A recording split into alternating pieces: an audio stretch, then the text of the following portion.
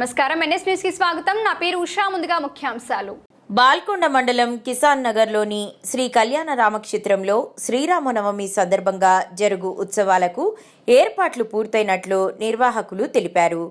ఆదివారం శ్రీరామనవమి సందర్భంగా సీతారాముల కళ్యాణ మహోత్సవాలు, అన్నదానం, జాతర జరుగుతాయి. ఈ నెల 4 నుండి ఉత్సవాలు మొదలవుతాయి.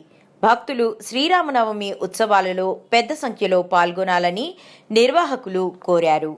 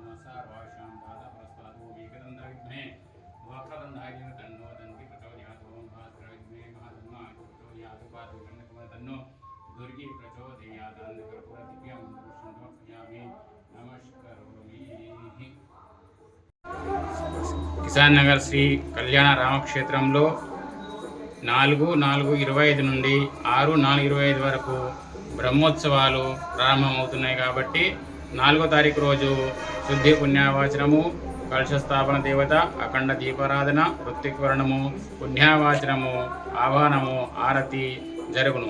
2వ రోజు 5వ రోజు అలంకరణార్థము, అభిషేకము మరియు తీర్థప్రసాదం ఉంటుంది.